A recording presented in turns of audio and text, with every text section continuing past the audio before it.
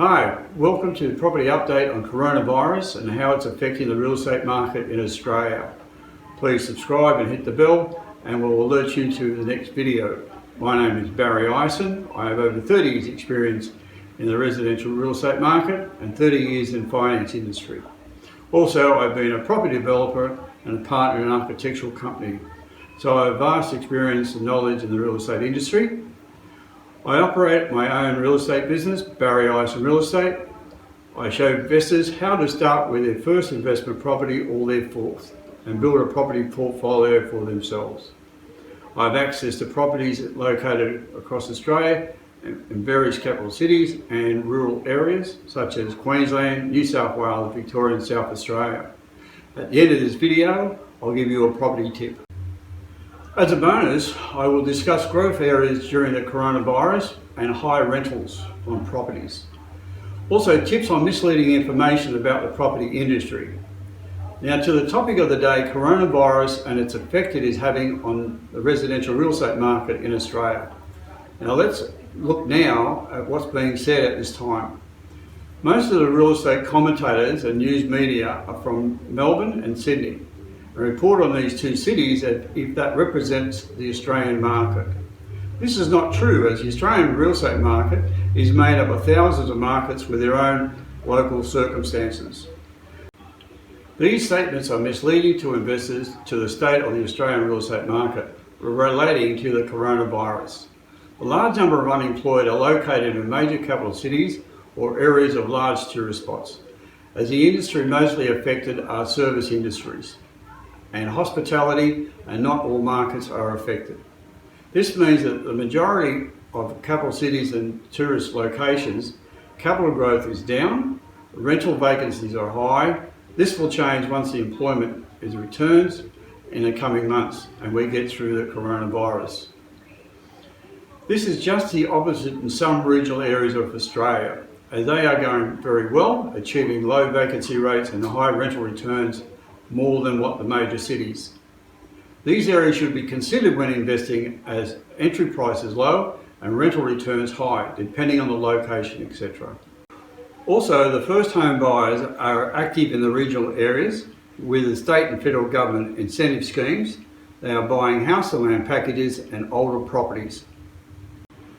This is in part due to people working from home, and this allows them to buy in more affordable areas without the need to travel long distance and being time consuming. I have been informed by a large builder up on the Central Coast and Newcastle area that in June he achieved the highest sales he has for over 10 years.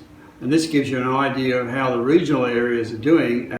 So when you read an article about the property market or watch it on TV or on your computer, please take more notice on the location they are talking about and who are they directing their commentary to. Example, last year I was watching a TV show and they were talking about first home buyers being pushed out of the property market with prices increasing, and then they showed you an inner city house or an apartment for $2 million. So what average first home buyer could afford that type of property? This is misleading information and just to promote themselves. Take a closer look at the comments on the programs and the articles. See what's relevant to you and what you are looking for, and if it applies to what you are looking for. If you're ready to invest in a property now, please contact me on my website, barryisonrealestate.com.au, and leave your details with a contact number and I will call you to discuss your requirements. Also on my website there are monthly property updates and news articles. I do not have a full list of properties as it's too large and the properties available change daily.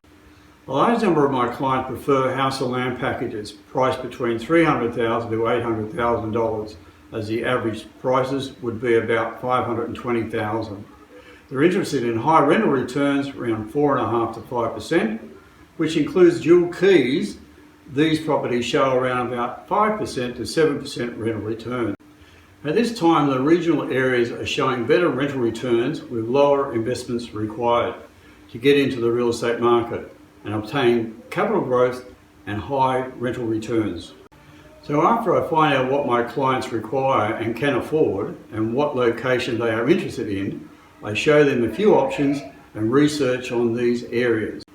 I can assist my clients with further support such as mortgage brokers, conveyancers, solicitors, financial planners if they want to set up a self-managed super fund, also tax depreciation schedules, property reports. To add to this, property investment analysis, 5 to 7 pages showing estimations of tax savings and cost of their investment. I have a property tip for you now, and it's ideal for first-time investors or self-managed super funds, as it's on a single contract, 3-bedroom terrace house, no body corporate fees, single garage for $360,900. Rental $360 to $390 a week, showing a 5% rental return. This property is located at Ripley near Ipswich, Queensland, 40k southwest of Brisbane, and this area's vacancy rate has dropped from 2.8% to 1.2%. The source of this information is SQM Research. Also, the area comes under a master plan. As you can tell from these numbers, this is a good investment. I hope you follow my YouTube videos on the property market and what is being said and what is true or not. Thank you for watching my first video.